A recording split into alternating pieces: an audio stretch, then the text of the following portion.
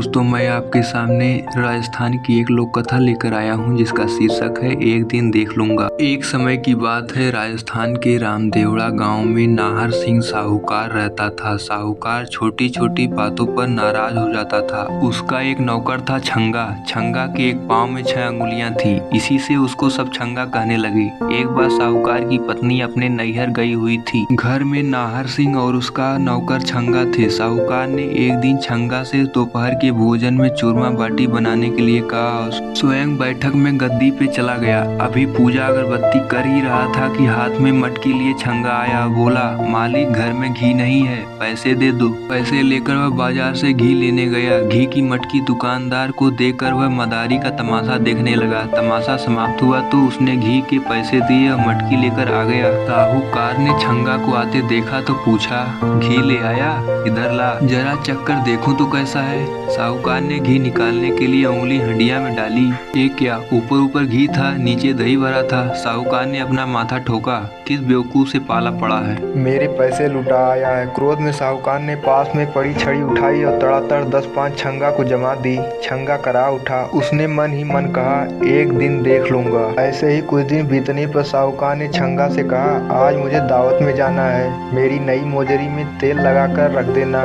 जी मालिक, छंगा ने उत्तर दिया। सायंकाल साहूकार ने अंगरखा पहना, पगड़ी लगाई और तैयार होकर छंगा को पुकारा। अरे ओ छंगा, मेरी मोजरी लेकर आ। तो छंगा तुरंत तेल का कनस्तर लेकर उपस्थित हो गया। ये क्यों लाया है? साहूकार चिल्लाया। ये रही आपकी मोजरी। छंगा ने कहा, कहाँ है? यहाँ तेल के इस कनस्तर में है, छंगा का जवाब था। अब तो साहूकार को अपने पर नियंत्रण नहीं रहा और उसने लात घूंसों से छंगा को अधमरा कर दिया। साहूकार तो पीट कर वहाँ से चला गया। छंगा बहुत देर तक रोता कराहता रहा और बड़बड़ाता रहा, एक दिन देख लूंगा। कुछ दिन बाद साहूकार ने छंगा से कहा, मुझे तेरी मालकिन को लिवाने लेने के लिए अपनी ससुराल जाना है, तुझे भी मेरे साथ चलना है। ससुराल ले जाने के लिए घेवर और मिसरी मावा ले आना, रास्ते के लिए कचौड़ी रख लेना, ऊँट को खरेरा कर देना। यहाँ से सवेरे सवेरे निकल लेंगे। अगले दिन उंगलियों में चमचमाती अंगूठी, गले में सतलड़ा हार, सुनहरा अंगरखा, चरमर नई मोजरी पहने साहूकार सज कर ऊँट पर सवार हो गया। मालिक, आपकी अंगूठियाँ तो खूब चमक रही हैं। हाँ, शुद्ध सोने की बनी है। सुनहरी चमक वाली चीजें बहुत कीमती होती हैं, साहूकार ने गर्वपूर्वक कहा। सूरज आसमान में ऊपर चढ़ाया था। साहूकार ऊँट पर सवार आगे था, पीछे पीछे छंगा सामान उठाए पैदल चल रहा था। साहूकार के आभूषणों की चमक से रास्ते की रेत बार बार चमक उठती थी।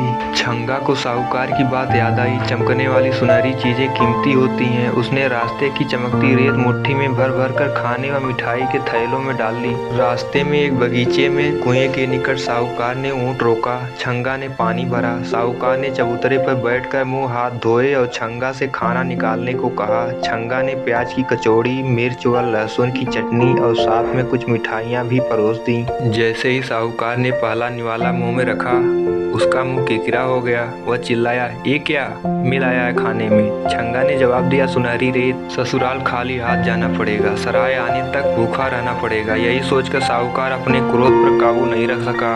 उसने फिर छंगा की मरम्मत कर दी। छंगा कहता रहा, मालिक, मैंने क्या किया है, क्यों मारते हो? उसको अपनी गलती समझ में नहीं आ रही थी, पर मन में उसने साहूकार से बदला लेने की बात ठान ली। अब तो इसे देख ही लूंगा, वह बोला। सांझ हो चली थी, धुंधलका फैलने लगा था। साहूकार ने सराय में डेरा डाला, आभूषण उतारे, कपड़े उतार कर खूंटी पर टांग दिए, नहाया, खाना खाया और सो गया। साहूकार को सोता देख छंगा को बदला लेने का मौका मिल गया। उसने साहूकार के आभूषण व कपड़े पहने। तैयार होकर उसने वहीं से कुछ मिठाई खरीदी व ऊँट पर सवार हो साहूकार की ससुराल जा पहुंचा। वहां जाकर कहा, मैं तुम्हारे जमाई का मित्र हूँ। तुम्हारा जमाई पागल हो गया है और बिना बताए घर से निकल पड़ा। मैं उसे ढूंढने निकला था, 2 कोस दूर एक सराय में पड़ा है। सुनते ही सब लोग दौड़ पड़े। वहां जाकर देखा, जमाई सा तो खाली जंघिया पहने लेटे थे।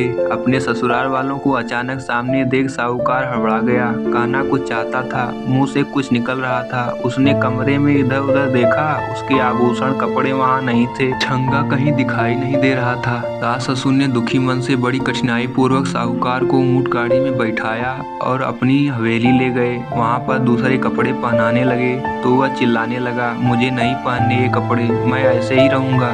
जबरदस्ती गले में कुर्ता पहनाया गया। तभी सामने से उसके कपड़ों में सजा धजा छंगा आया। उसे देख साहूकार गालियां बकने लगा। छंगा हंसते हुए हवेली से बाहर निकला तो पीछे पीछे साहूकार भागा। उसके पीछे बाकी लोग भी भागे। पत्नी बार बार हाथ उठाकर प्रार्थना करती, हे भगवान, ये क्या हो गया मेरे पति को, ये तो बिल्कुल पगला गए हैं, अब मैं क्या करूं।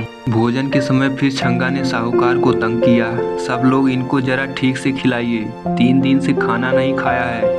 अब कोई कहे खीर खाओ, कोई कहे पूरी खाओ, कोई चूरमा खिलाने की कोशिश करे। साहूकार सबके हाथ झटक कर खड़ा हो गया और क्रोधपूर्वक बोला, मुझे कुछ नहीं खाना, इसी को माल पकवान खिलाओ, मैं जा रहा हूँ। साहूकार सबको धकेलते हुए पैदल ही चल पड़ा। थोड़ी ही दूर पर एक शिव मंदिर था। वहां जाकर वह एक कोने में बैठ गया। उसी मंदिर में उसकी दुखी पत्नी शिव जी की पूजा कर रही थी। वह भगवान से अपने पति को अच्छा करने की विनती कर रही थी। जब वह नारियल फोड़कर प्रभु के चरणों में चढ़ा रही थी तो साहूकार अपनी जगह से उठा और बोला, भगवान शिव के चरणों में फोड़ने की बजाय ये नारियल मेरे सिर पर फोड़ दे। इस अचानक हमले से पत्नी घबरा गई और उसने सचमुच नारियल साहूकार के सिर पे दे मारा। नारियल तो नहीं फूटा पर साहूकार के सिर से खून बह निकला। इतनी देर में पीछे पीछे साहूकार के ससुराल से भी लोग आ गए। जवाई के सिर से खून बहता देख सब उसे अस्पताल ले गए। छंगा भी यह सब तमाशा देख रहा था। अभी तक उसे साहूकार को सताने में बड़ा आनंद आ रहा था, पर उसके सिर से खून बहता देख वह दुखी हो गया। सब लोगों के पीछे वह भी अस्पताल पहुंच गया। उसने वहां जाकर सबको सच बता दी। मालिक पागल नहीं है, ये किसी भी छोटी सी गलती पर मुझे खूब मारते थे। मैंने अपने मन में कसम खाई थी कि एक दिन देख लूंगा, बस मैंने अपना बदला ले लिया। छंगा की बात सुनकर साहूकार ने मारने के लिए जैसे ही हाथ उठाया, छंगा ने कहा, एक दिन देख लूंगा। उसकी बात पर सब हंसने लगे और साहूकार ने कभी न मारने की कसम खाई। ससुराल वालों ने अपने जमाई और बेटी को कपड़े, आभूषण व मिठाई भेंट में देकर विदा किया। वापसी की यात्रा में छंगा बहुत खुश था। अब उसे पिटाई का डर नहीं था। दोस्तों, यह कहानी आपको कैसी लगी कमेंट में जरूर बताइएगा और लाइक शेयर सब्सक्राइब जरूर कीजिएगा। धन्यवाद।